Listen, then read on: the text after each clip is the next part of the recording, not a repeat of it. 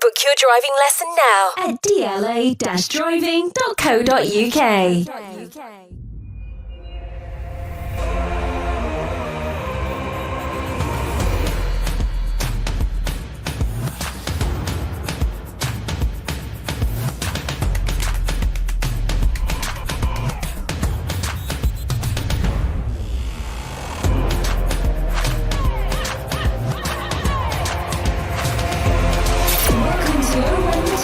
Sponsored by DLA Driving Schools. Hello and welcome to Owen the Town. It wasn't what we all expected and hoped for, was it? Monday night under the lights has promised everything, but rather sadly for us, Burnley showed exactly why they are considered to be the favourites to make a quick return to the Premier League with all I can call it is a convincing performance, and the scoreline exactly the same as our very first game in the Premier League. 4-1. We're going to look in the game a little bit more and discuss the defeat in just a little bit more detail. We're going to ask you a few questions and see where we go. I forgot what we asked on the old review this week. I think we asked, what do we need, what can we take, what positives can we take from the game? We'll be discussing that. We'll have your 3-word reviews and much more. And with me this evening I have Steve and Darren. Thanks for coming up, lads. Evening, how are you? Well, firstly, I've got to say I'm disappointed, and secondly, I've got to say I'm disappointed. What about you guys? It wasn't great, was it? Obviously, if we quickly touch on the fantasy football predictions, No. There was only one of us that was optimistic, and you come unstuck there, Dave. It within 6 minutes. Yeah. Excuse me. I decide when we talk about that sort of stuff, okay? And That's okay. We're not having that feature this week. I mean, all jokes aside, you go there, you go full of absolute joy that we're going back to Kenilworth Road. Monday nights under the lights, Darren, and you're thinking to yourself, we can do this tonight. We're going to show our class this evening. Well, I didn't. Did you not go like that? Did you actually go thinking... I said it last week, Dave. I know you said about the prediction league. I said I predicted we're going to lose 3-1. I thought I didn't enjoy Celta Vigo. You looked at our injury list. You looked at the squad an hour before kickoff. Clark missing, and it was great to be back. It's great under the lights. Yeah. But 6 minutes in, you go, "This is what I was expecting." I just didn't see any tempo from us at all, particularly first half. I thought Mengi was strolling when he had the ball. It started there. I didn't think that. Well, throughout the team, I just didn't think that it sort of worked. It didn't work up front. I thought Zach Nelson looked really composed and really good. I liked the way he looked. There was a couple of times he dropped a shoulder and went past someone, and you could almost have been watching Lockyer from last season. Very similar style of player, and he was happy to receive the ball. And I think thrown in the deep end in that, I thought a lot of good come out of how he addressed the game and looked to play.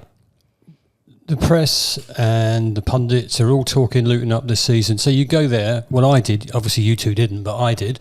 I went there full of hope that we're actually going to the hope was there, Dave. Be a team that can win a game and perform well and just show everybody that the back of it. Maybe we all went in that stadium with a little bit too much expectation.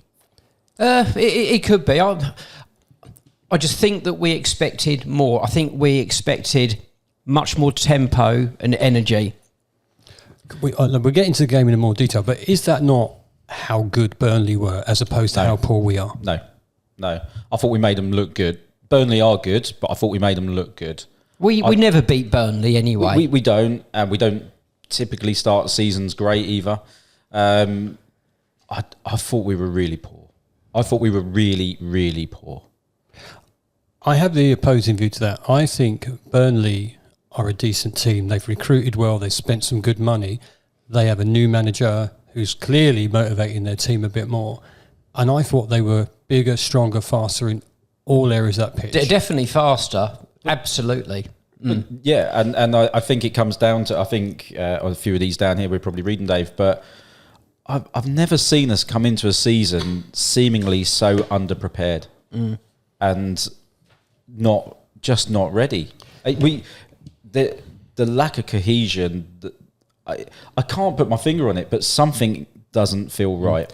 I think there's just too many players. The midfield was very, very weak and as a unit, and I think if you've got a weak midfield, I don't think your team are going to do anything. We don't have a midfield. No. Again, we'll come on to the game, but I'm not even sure what formation he's trying to play, and that's the worry. I got serious questions about Edwards' tactics on Monday night. Okay. I was so confused. Yeah, I mean, he swapped Doughty over onto the right for. Well, he had to because Parker's done his homework. They doubled up on Doughty. He couldn't get anywhere, so they put him over that side just to try and get a little bit of joy. Look, if we didn't have Alfie Doughty, we are in big trouble. We're putting so much on him, so much. He has to take every corner, every free kick, the ground that fella covers. He's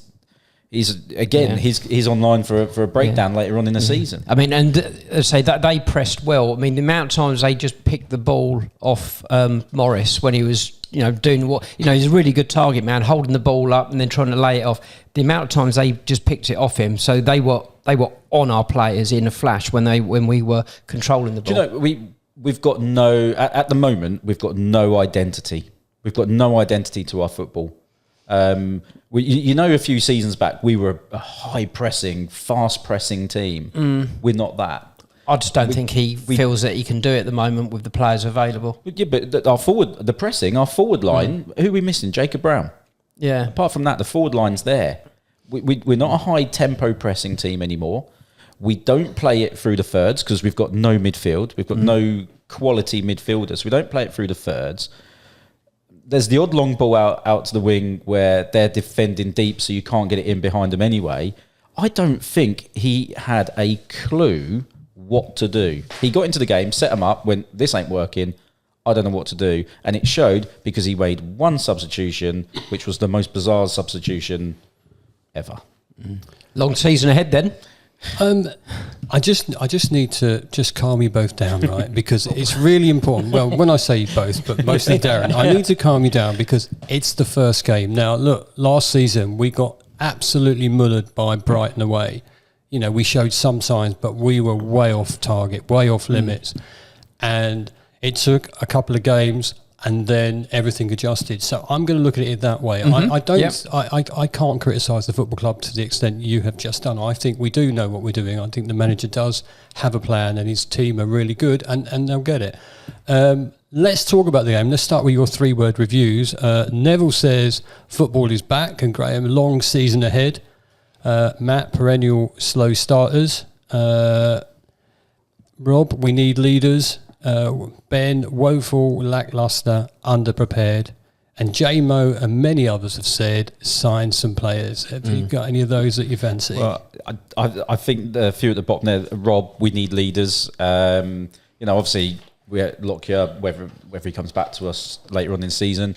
But we've got Morris, who's doing a bit of a job as a captain. But let's be honest, I don't see Morris as an actual captain. He's probably there because he's done a bit and he's one of the senior players. But is he a captain? Not in your Kevin Nichols role. No, not at all. And he's not a Lockyer in that. So we don't know what he's like off the pitch. But apart from that, where do you go for a captain? So we're struggling for leaders. Obviously, I just mentioned the underprepared. Ben, woeful, lacklustre, unprepared. It felt all of those. But like you said, J-Mo and many others. Sorry, I'm nicking loads, Steve. Sorry, go for it. Sign some players. There's still time to sign players, Darren. Yeah, no, absolutely. There is, but again, it's that underprepared. What I know. Look, we've watched Rob's interview on other platforms and things like that, and they keep saying we're working hard. But we're now one game into the season. Even if someone comes in this week, they're not playing Saturday.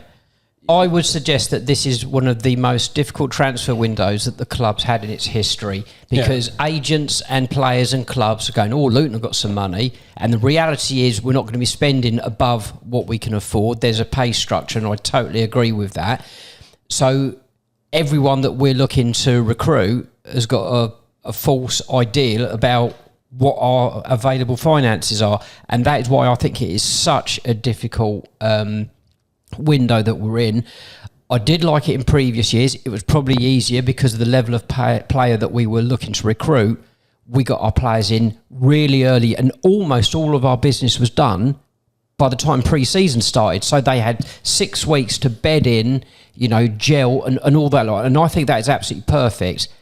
But I think this is the most difficult transfer window the club have had potentially ever. Yeah, we as fans don't really know what's going on behind the scenes. We don't know how hard, and I'm sure they're working really hard, how the board of directors, Gary and everybody else are working hard to bring people in. If Gary Sweet and the board say they're going to bring people in, they'll bring them in.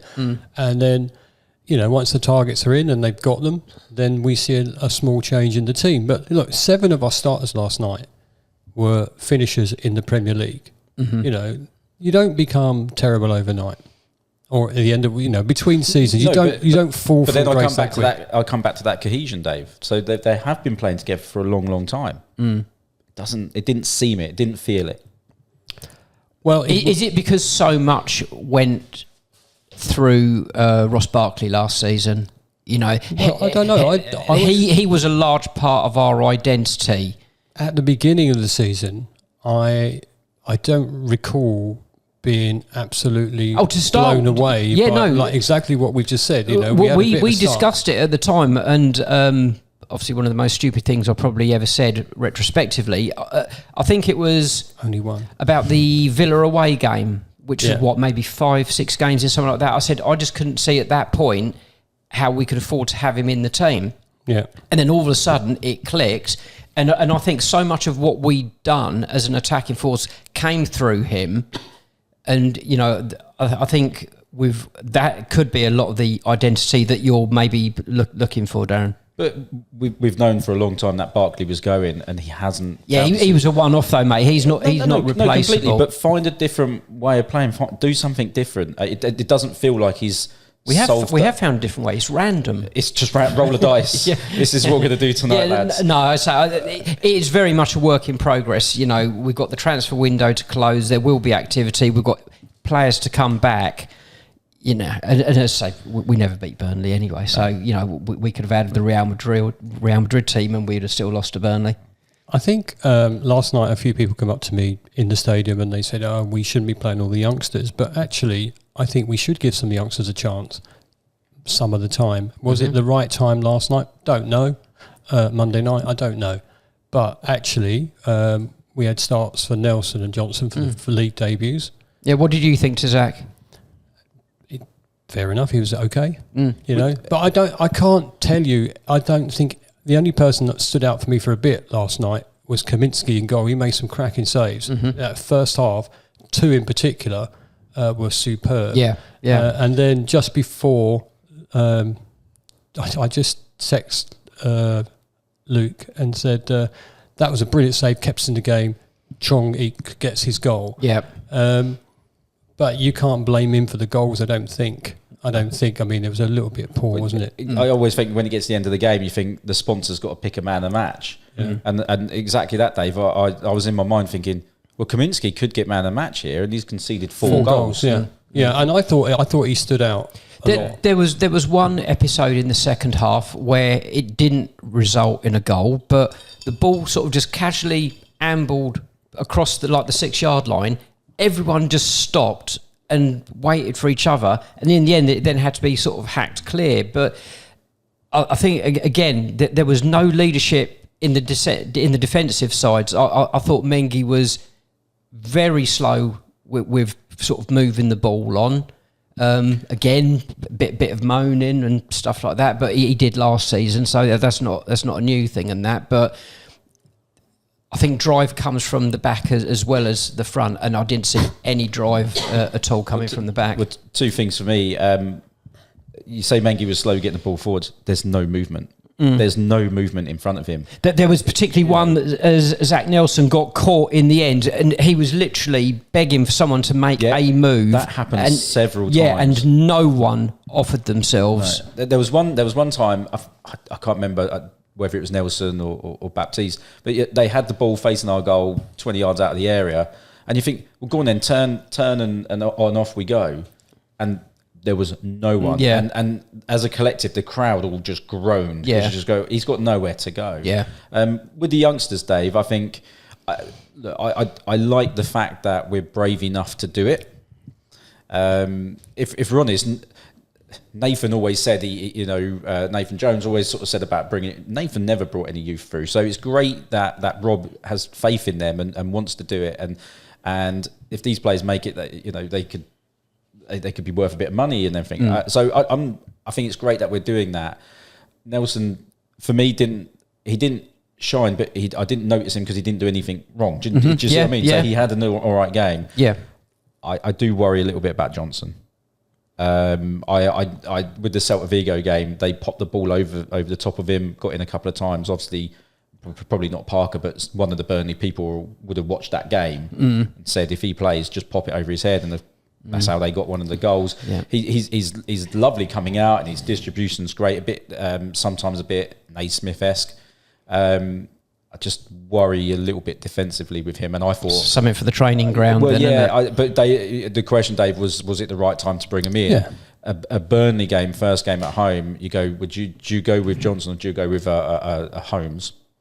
Maybe in hindsight, obviously it's easy, but maybe a bit of a fella that's been there and done it can take it on the chin. That'd be a tough game for Johnson to take that one. Yeah. Right, we need to say this. I think I need to say this. Any Burnley fans that tune into this are going, those three are just whinging about how bad Luton have been, right? And I don't think we've given them enough credit. I think Burnley was strong and fast and clinical. Look, my heart went after. I was really looking forward to the game. Get there 6 minutes in and they score. Was it Josh Brownhill? You know, Good player. It was an easy goal. It was a long ball, easy goal, and like you say, pop it up the back. Easy goal for them. Yeah, I mean, the first two goals were passes straight through us, wasn't it? It's because we played the three at the back, and he wants them to go man for man, and they're high. You know, we all know what we do, and if a team can just pop one over the top, and the defender can't turn and go in time, they've got 25 yards to run in one-on-one with Kaminsky. Yeah, they were a very fast team compared to us. Yeah, and I just thought they were more up for it as well. I thought they really were. Yeah. When they scored, did you see how Trafford celebrated? You know, he's running half the length of the pitch to celebrate. It's a big win for them. And that's a goalie that's on his way, by the way. He ain't going to be their goalie this season. They've just signed 2 new ones. He knows he's going.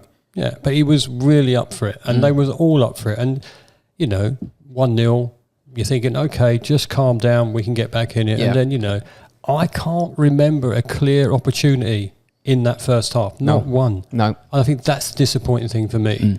Morris and Adebayo, they just weren't up to scratch there, were they? And it's unfortunate because every other game, I think now that, you know, the bee's knees when they're playing. They seem so far apart. They did, but also they weren't given an awful lot. I thought some of our set plays and crosses, the amount of times that got taken out by the first man, there was some poor sort of crosses in last night. What position do you think Morris is playing?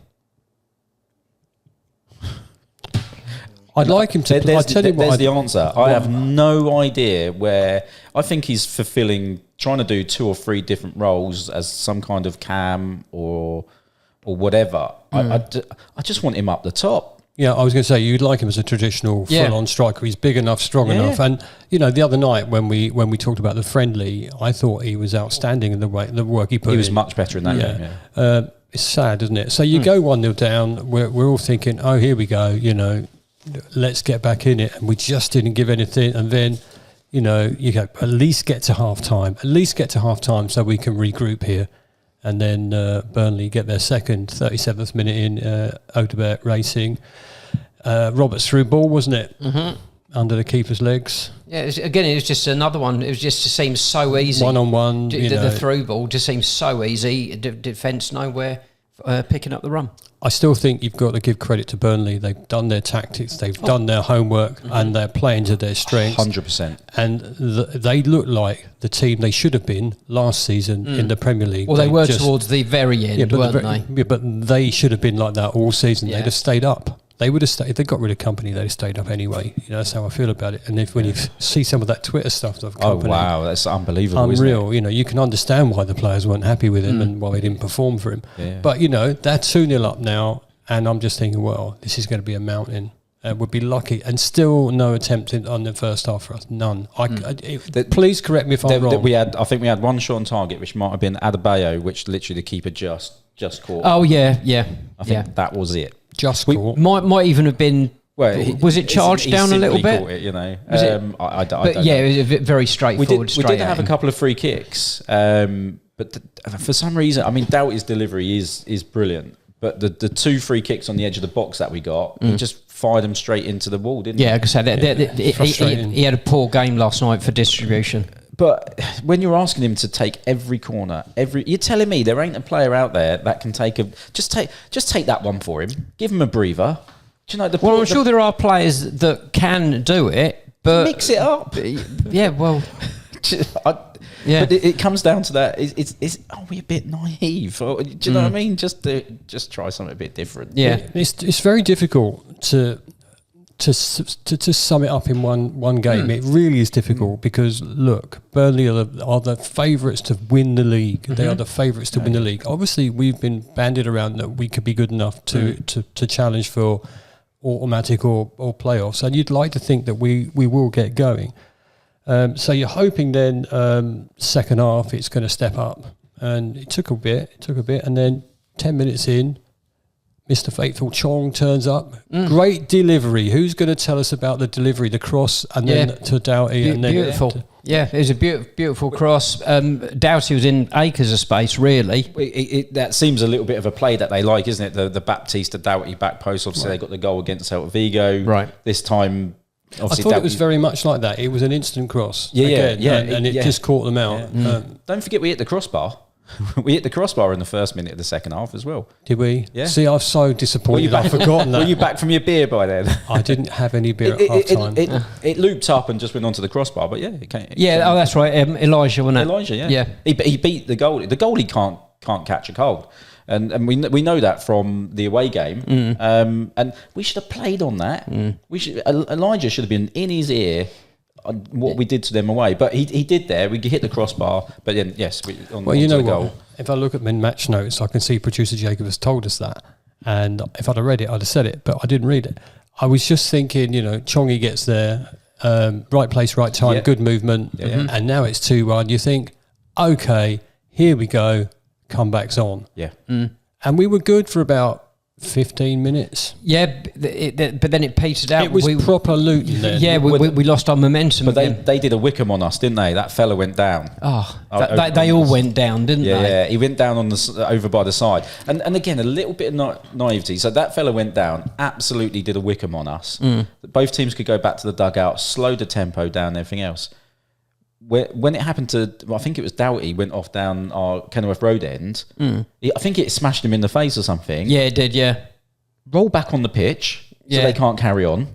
But he stayed off the pitch. Yeah. So they carried on playing and we were down to 10. Do you know what I mean? And something's just flashed back to me. First half, how did the guy that wrestled Morris to the floor not get a booking for that? It was the opposite side of the pitch to where you are. Yeah, it was an absolute rugby tackle. The referee went to his pocket and then just didn't bother. But, it was as certain a yellow as you're ever going to come across, mate. It was just nonsense. And then contrast that to booking a goalkeeper for time wasting very early in the game, and then he's never going to get booked again because he won't send the keeper off for that. It's, you know what? We can't control the referee and we can't control the tactics, but we should be able to not concede a silly corner that led to a goal. I think it's Shandon, wasn't it? I didn't see the build up into that. Did I read somewhere people thought either he got fouled or something happened? Well, I didn't. He's down in my corner. Yeah, I didn't see a foul. I just thought he just needed to get rid, and that didn't happen. The corner comes, and the guy made a run to the near post, didn't he? Yeah. And just glanced on. Was there anyone with him? no, he was blocked off. They did. When you get a player that stands and blocks a run, I think they blocked Nelson. So he had to run in around Nelson. It's not Nelson's fault. He was blocked off. Yeah, but it was a good head. He took it. He took it really well. And then 3-1 game's over. And then I'm thinking, well, at least keep going. And the inevitable fourth come. And I just thought, well, my prediction's rubbish, isn't it? The fourth is probably the most disappointing for me. I'm still trying to pitch them. I can't remember. Was it Walters or Baptiste attacked and he got tackled on the edge of their box, and the guy that tackled ran the whole length straight down the middle, straight through the middle. It's that desire that we've said about. And when they popped it off to get the shot away, I think it might have been Lyon Foster took the ball. I think it might have been Walters that made the attack. I think he looks good, by the way, that lad. But he lost the ball, and when they got the shot away, he was the nearest defender to the shot. He went with the. I can't get my head around how that happens. It was such a poor goal to concede. And, just rubs salt in the wounds, doesn't it? 3-1, 4-1. Yeah, It does because I was on for 3 points. Yeah, it's not about you, Karen. It really isn't. I think we'll talk about the prediction thing separately in a while. Yeah, disappointment is that for the second season running, we start with a 4-1 defeat. I think similar circumstances, similar ways of looking at the game for me. At Brighton, we was all happy because we were in the Premier League. It was a party. Yeah. But actually, if you sat down and analysed that game, we could be saying the same about that game as we said tonight. We weren't in it. We made mistakes. We literally gave them a goal. Things like that. So I'm not too down. We're playing one of the top teams. Yeah, in isolation, we didn't do anywhere near as good as we should have done. Yeah, but that really is it. There's no firing squad being we hired had yet. a fair amount of possession, but we just didn't do a lot with it. Yeah. That's how I see it. And that's the thing. We've got to get used to that because we're going to have a lot of possession this season. Teams going to let us have the ball. We need to find a way of creating more chances. There's an interesting fact from Jacob. It's the first time two teams relegated from the previous season Premier League are kicking off a championship campaign against each other since 2009-10. Wow. Very interesting. And Burnley haven't lost their opening match in any of their last 7 championship campaigns. Yeah. So look, let's be realistic. Burnley are the favourites to win the division. They came very strong with a really good game plan, a brand new manager, and they got exactly what they deserved, which was 3 points. I wish it was a closer game. I thought it was going to be a real, tussle, but it wasn't. And it's disappointing. Goodness me. What more can we say? Is there any positives we can take from that? Let's bin the game, bin the result, bin the 3 points that we haven't got. What positives can we take? I think the two new signings, Walters and Baptiste. Baptiste is going to be. I think he's going to be a decent player. Got to keep him fit. Got to keep him fit. He likes to play the ball a little bit quicker than the other players. He gets that first time crossing. He looks good. We need a CDM alongside him. We need, because he can't do the CDM role and then be expected to go forwards and do some attacking and play the balls. I think you're asking too much. I know we need Nakamba back. Put Nakamba in behind him, and suddenly we're a bit better. I think that's where Rob just needs to get that midfield sorted a little bit. But I did like Walters. I thought he looked really promising. And I might be wrong, but I think his true position is probably more of a right wing back rather than a right on of the 3. He's doing a bit of a job for us at the moment. And actually, in the second half, he showed a bit of that. He got down the right wing, did a couple of little step overs, got a cross in, everything. So if that's, you kind of look at it and go, well, if he's going to go out when the centre halves are back, if Walters is going to go out to right wing back, and then potentially Ogbene then can play a more attacking role further forwards. That could be exciting. Yeah, absolutely. That was something that I was pleased with. There was a good few occasions where Ogbene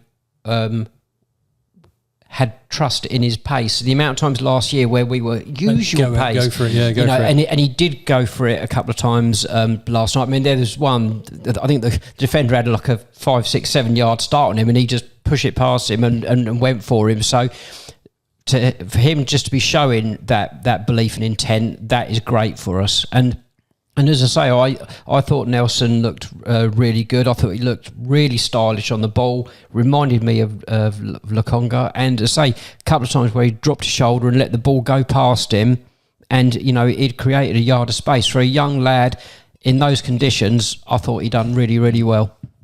And all of these young players, they're only as good as who's around them and what sort of, how the team are doing. I mean, let's say 15 games in and we're sort of 3rd or 4th, something like that, then you'll see even more from the likes of Zach Nelson, because he'll be feeling confident. The players will be sort of getting to know exactly what everyone's doing, and then I think you'll see a lot more from him. One other positive, Bell was on the bench. Well, I was about to say that, Maribel, be great to see him back going. And you know what? More people become available. I don't think we need to worry. I think we'll be okay. I think we'll be okay, folks. Stop panicking. It's one game. Yeah, and it depends what what you are hoping to achieve this season. Well, I'd like to think that we're going to be challenging for promotion. I don't expect to be automatic, but challenging for promotion. But not having to sit there and go, oh my God, if we keep losing, we're going to be in the bottom half of the division. We're not going to be down there. And there you go. How long ago is it since we've been like that? When we got promoted to the Premier League, we started off slowly. And we just kept going and going and going and going. And you know what? We got what we deserved, and we were the third best team. I think the thing that disappoints me also, I want to say what positives. I just need to say that of the 3 teams that come down, we were the best in the Premier League and the worst starters. But, that will change. We asked you guys, what positives can we take from the game? SSE said not many. Shannon Baptiste looks like a good signing, and there's a player in there, there's a player in Real Waters, which will come out with game experience. Aside from that little, I do need to say, did anybody see how the EFL pronunciation video they put out with the players saying their names? No. I should have practiced that. Reece Burke. Reece Burke. Adds, considering it was always 2v3 in the midfield, I thought Nelson was good. Waters looked like he could be some player too. Beachy says, you can see the impact of losing Barkley. This isn't a positive, Beachy. When you come out to turf, he ran the show. He's a Burnley fan. Yeah. He owned the midfield. You need to find a replacement. Yeah, he is a Burnley. Yeah, when he came to Turf Moor, he ran the show. You're right, Beachy. We should have done better with that, but we're getting there. And Chris says, I finally tried Norm's curried goat 23 years ago. I've never had it. I rarely ever buy food at the ground. Safe to say it did not disappoint. I must try it. I haven't done that yet. It is sensational, mate. Obviously, we know we need transfers. We know we need to refill. We do know that the club are working on it.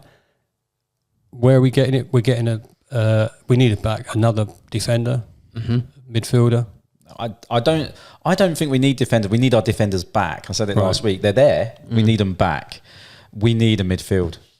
My word, we need a CDM. We know Nakamba's coming back, but if he breaks down again, we're in trouble. We need a CDM. We need a playmaking. Yeah, because Osho filled that position, didn't he? Yeah, he was capable and did at times. And Pelly used to be able to do it, not anymore. We need a creative midfielder. At this level, a Shinny kind of player, a Luke Berry in his prime kind of player. We need one of those to just light a spark, or bring Chong into the middle and let him do it. But we need. He's more of a hustler and bustler. I don't see Chong as the sort of person that's got loads of vision and sort of splitting passes. I don't see him personally as that type of player. But that's where I'd see it sort of, and another striker. If you're not going to bring Joe Taylor on in that game, he obviously doesn't fancy. Yeah. Or he's going, and McAtee's gone. So I'm hoping there's a striker up their sleeve somewhere. I'm really hoping that there's someone out there, because for me that'd be it: a CDM, a flair midfielder, an attacking midfielder, and a decent striker, just to keep Adebayo on his toes. That for me, that's what we need. Demanding, isn't he? He's very demanding. Ask my wife. It's not. Steve did the other night. Anyway, I just wanted to. I keep saying perspective, right? We played one of the better teams in the league, and they're going to be up there. And if not, they're going to be on operation. For want of a better word, walk the league. I would use a different one, but this season, and I wouldn't blame Burnley fans for thinking that. Yeah. And Leeds would be saying they're up there competing as well. So it's a big thing. We asked you guys again, what are your expectations before the transfer window closes? And I think Matt might hit the nail on the head here. The main issue is our fans' expectations. After 10 years of success, we feel entitled to more. Let's not ignore progress on the new ground, the academy, the infrastructure. We build from the bottom, not the top. The gaps in the squad are obvious, but my criticism is communication and transparency. It's poor at the moment. The club are doing everything they can, obviously, to recruit, to keep you informed. And that we know there's things happening at the stadium, at Power Court. We know it's going to happen. We know it's going to be a 25,000-seater stadium. and it wasn't that at the beginning. I think just what Matt's getting onto there is the communication and transparency. Look, it's fine, but look, if we stay a bit like a Norwich or a West Brom, where you stay mid-table, having a little bit of a go every now and then in the Championship for X amount of years, I think we'd all be relatively happy with that, especially with the stadium coming.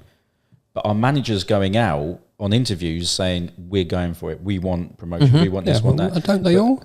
Don't we all? I was going to say, even those sort of mid-table clubs, the managers will always talk positive. No, but then you've got to calm the fans down that want us to spend £10 million on players left, right and centre to try and get us promoted. I think the board and the manager need to come out and just be a bit more level with their communication, exactly what Matt's saying. As fans, we always expect a lot. We always want the best. We always want to win. We always want to do the best. We want to be promoted. Definitely, I'd love to be back in the Premier League next season. I really would. But if it doesn't, then the season after.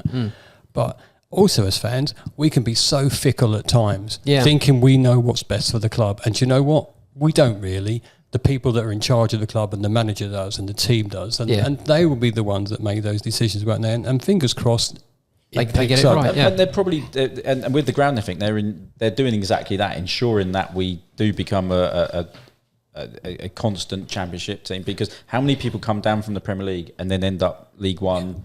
We're playing one on Saturday.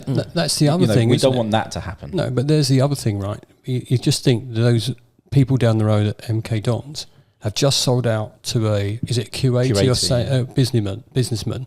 And if he starts putting money in there and they get to the Premier League, those people that were waiting for a ticket at our place will go there because they want to watch Premier League football. If we get our stadium up, there's no competition. You know where you're going. You come to the proper club, aren't you? Yeah. And it is great. It is great that it's going to be 25,000. Yeah, and it'd be brilliant. And I'll tell you now, I was really impressed with how full the stadium was last night. The Oak Road looked fantastic. Yeah, 11-7 last night. Yeah, it was pretty really decent. nice. It's just sort of getting back to old times, isn't it? Yeah. Steve said we're looking for 2 experienced defenders and a creative midfielder.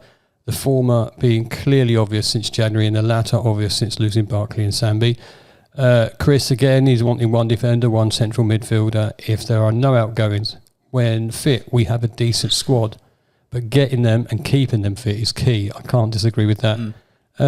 Paul says, I think a defender and midfielder will come in. I hope Taylor stays. I don't think we'll lose anyone else. And I think Burnley was a kick up the arse we needed. So, I sort of tend to agree with that. I also tend to agree that I can't big up Burnley anymore, but they were better than us by a country mile. Absolutely. Just before we go, it's got some club news. Really, really happy to hear the club announce that Tom Lockyer is at the brace and training again. Superb, isn't it? Absolutely brilliant. He's just going through rehabilitation, so we don't know what's going to happen, where it's going to lead. But it's good to see him back, and obviously the medical staff and not his personal medical staff, not the club medical staff, are happy that he's ready to go and play. So that's fantastic news. It's just another massive step forwards for him. It really is, because you don't know. I'd imagine through this process, he's never known if he's going to be able to take the next step forwards. And this is another big one. I'm just wondering if there's, if he gets closer to a playing return, wherever it will be, hopefully with us, will he start? The family might be getting really apprehensive about things. So, but brilliant start for him. I would love to see him put on a shirt and come on the pitch, wouldn't you? Yeah. Can you imagine the boost it would give the place?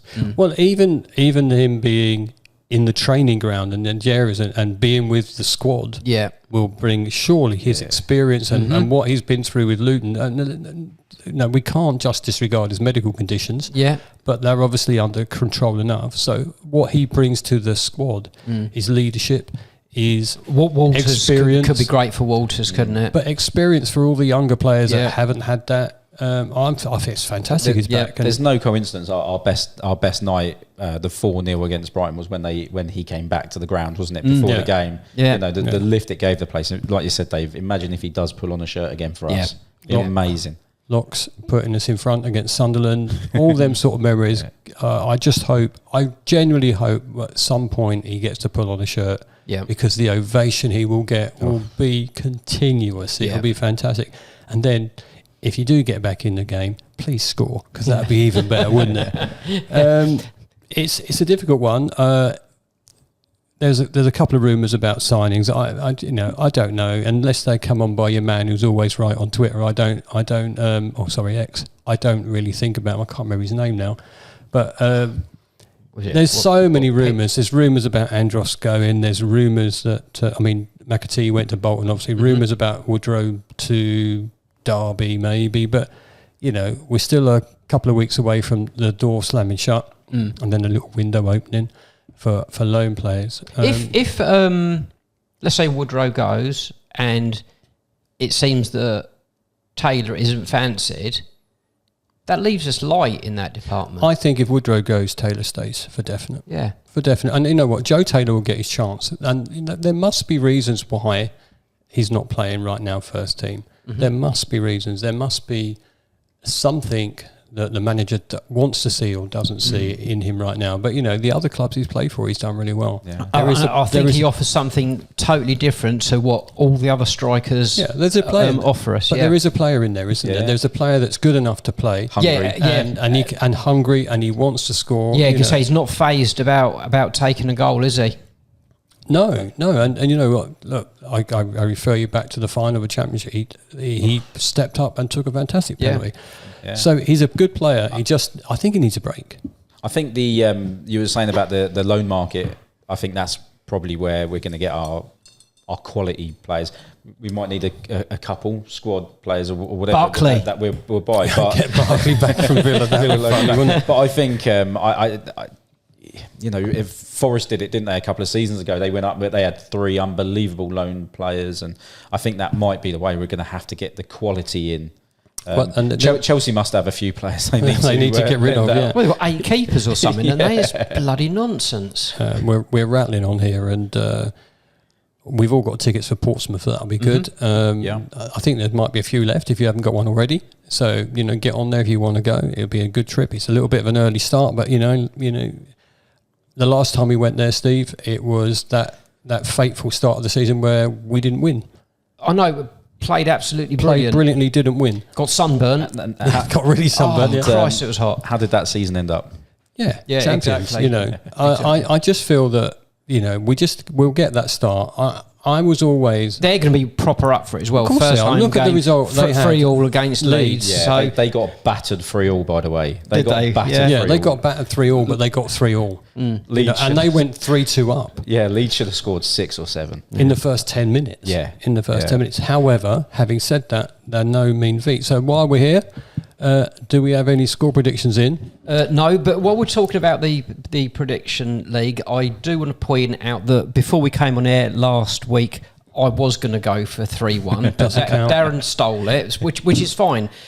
So at 3-1 last night, I was just praying for one more goal, whether it's 4-1 or 2-3. I didn't care, just so that Darren the thief didn't get the score right. Did you slightly celebrate their force? It was just a little chuckle.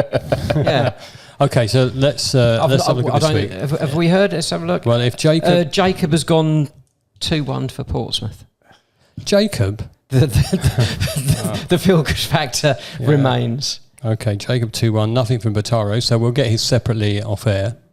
No, we're going to get him separately off air, and then if he doesn't do it, then it'll be a 0-0. So it's default 0-0 unless he tells us in the next 24 hours what it is, and we'll communicate that on X and all our socials if you're interested. Steve? 2-2. 2-2. What were you going to go for? No. Honestly, you can go for the same. No. I got 1-1. Okay. I think we're scoring in every game. I fancy us to score, not loads. We'll never outscore people, but I massively outscore. We'll never outscore people, so we're not going to win them. We will never, we'll never massively outscore people. I can't see us scoring 4s and 5s this season, but we'll score in every game. Never outscore people. We're That not phrase going is to going to win a come game, back, are we? Yeah. If I change my prediction to 2-5. So I'll go 1-1. Okay. And optimistic Dave's back in town. Go on, son. So I'm going to tell you that when we are standing on that terrace, we're going to see us score twice, and Portsmouth will score none. Okay. Wow. I'm going for it, boys. I just feel Good for you. It's blind faith, obviously. It's more likely to be really tight. I don't know whether I'm more surprised at the win or the clean sheet. The optimistic Dave, Listen, I used to be called pessimistic. I'm going to be optimistic all season. I'm dying for us to have a good game. Yeah. If we get our noses in front, I think we'll win it. Maybe it might be 2-1, but I've just been 2-0. I'll take one scrappy nil win. I'll take a last minute penalty. I'll take anything from the time when McGeehan broke his leg on the pitch and they booed him off. Oh no. So I will take any win against that team. Yep. And I hope it's a great game, but I hope we got it over them, and we get our noses in front and we keep in front. Yep. One of those good old classic 1-0 away 1-0, wins 2-0, from a couple 1-0, of seasons 2-0, ago. Yeah. And then we go to Preston, who's lost their manager. Yeah, it's a bit weird, isn't it? But more to come on that one after the Portsmouth game. Obviously, we'll be reporting back on that one. We watch out for our Portsmouth preview. That'll be towards the end of the week with a couple of lads from the Portsmouth side of things to hear what they've got to say about their team. If you haven't already, don't forget Luton Town have a new subscription service, LTFC Plus, and there's going to be some fantastic content on there, I'm told. I haven't got it. Just thinking about it, I haven't got it. But there we go. If you're up for it. Thanks for listening. Thanks for watching. That's all we've got time for this week. Do look out for our Portsmouth preview. And if you haven't already, like and subscribe and give us a follow. If you see us at a game, come over, say hello. And we'll see you all again next time. Well done.